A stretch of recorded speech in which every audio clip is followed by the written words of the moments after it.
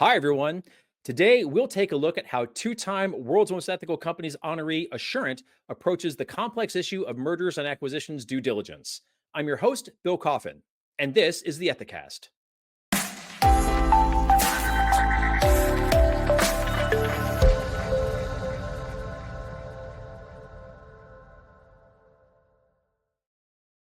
Assurant is a premier global protection company that partners with the world's leading brands to safeguard and service connected devices, homes, and automobiles. As a Fortune 500 company operating in 21 countries, it leverages data driven technology solutions to provide exceptional customer experiences. Assurant engages in numerous mergers and acquisitions and places a very high priority on practicing best in class M&A due diligence. In a world with swiftly tilting regulatory landscapes and pent up demand within the M&A space itself, the role that Assurant's ethics and compliance team plays in safeguarding and optimizing the company's M&A strategy has never been more important. And for proof of how seriously Assurance team takes that responsibility, look no further than the 2025 World's Most Ethical Companies honoree roster, where you'll find that Assurant has been recognized for a second year in a row. Joining us today to talk about this is Assurant Global Compliance Counsel Anna Grover. Anna joined Assurant as part of its $2.5 billion acquisition of the Warranty Group in 2018. Since then, Assurant has closed a number of acquisitions, including American Lease Insurance, EPG Insurance, and Hyla Mobile, as well as other smaller transactions. In her role, Anna is a corporate compliance liaison for the M&A team. Anna, thank you very much for joining us, and congratulations to you and your team for your much-deserved World's Most Ethical Companies recognition. Thanks so much, Bill. It's great to be here with you and to talk about this very important topic. What is the role of ethics and compliance in an M&A transaction, and how is it unique? Ethics and compliance is in a unique position in that it has a really broad remit and it can spot issues that may not be apparent. So we can add value on every deal. Since our day jobs involve liaising with stakeholders across the different lines of business and functions to get compliance programs implemented and generally provide support to the business in their operations, we like to look at risks holistically so we can be great connectors of issues, risks, and risk owners. We have to make sure that specific topics are considered on an M&A transaction, such as corruption, sanctions, helpline disclosures, etc. But there's also really a broader concept of reputational and compliance risk that can be quite hard to quantify and spot. That's why it's important to have and involve ethics and compliance on every deal. We may not be the key participants in every situation. Not all deals are compliance driven, many are not, but we're very good at asking questions and assessing risk. Compliance often feels like its work isn't done until it finds a problem, but that might not always create value in an M&A transaction. Can you talk a little bit about that? Taking a risk based approach to due diligence is the key to success, both in terms of mitigating risk and in terms of being trusted advisors to the business and supporting the smooth flow of a transaction. So, the overriding objective on a transaction for ethics and compliance is to advise the business on circumstances in the target company, its operations, its culture, or its regulatory environment that could reasonably have an impact on our business's decision to pursue the deal, including potentially the pricing of the deal. So, it's not necessarily whether we do it or not, whether it's legal or not, but whether the pricing is right given the risks involved. To successfully do that, we take a risk based approach and use our years of experience to get a sense of where there may be potential issues so we can probe a little further. Some deals may inherently pose a higher risk due to the industry or the players involved and require more in depth review. The final output is documented in a due diligence report. So that's kind of what we present at the end. In conducting the diligence to prepare that report, we have to go where the facts lead us and report on things as they are. Sometimes there are no compliance issues that we've been able to identify, and the deal really is based more on price or operations or cultural fit. That's where having an experienced compliance colleague on the deal team becomes especially valuable. Many issues can be remediated after acquisition, so it's important to be able to include that in the risk assessment. Can we fix it, and when and how? M&A deals tend to have really tight time frames, and so some of the considerations And informal risk assessments need to take place to determine whether to escalate either immediately or in the report and who the appropriate decision makers are. So there's a lot of nuance there. How things are presented in the final due diligence report is also very significant. We should present the facts and any relevant mitigation in a clear and actionable manner. What's the issue and its potential consequences?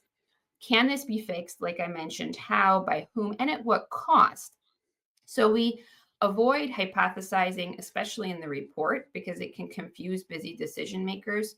Accepting that a certain amount of risk is unavoidable in a transaction, and viewing the due diligence with the goal of giving the business targeted and credible information to make decisions is very helpful. Again, an appropriate risk based approach is key to striking that right balance. You have mentioned the importance of being proactive when it comes to M&A due diligence. What do you mean by that? And can you give an example? It's important for ethics and compliance to provide nuanced, real world, and timely advice to the business. So, preparation is critical for the smooth progression of the deal. M&A deals tend to operate to tight timeframes, so it makes sense to prepare as much as possible in advance and avoid surprises. So, for example, you could consider common risks associated with your industry and the industries of your potential M&A targets. Based on those risks, you can create a library of due diligence questions that you can customize for each particular deal so that you don't have to create the lists from scratch or based on past deals that may not have been very similar to this one.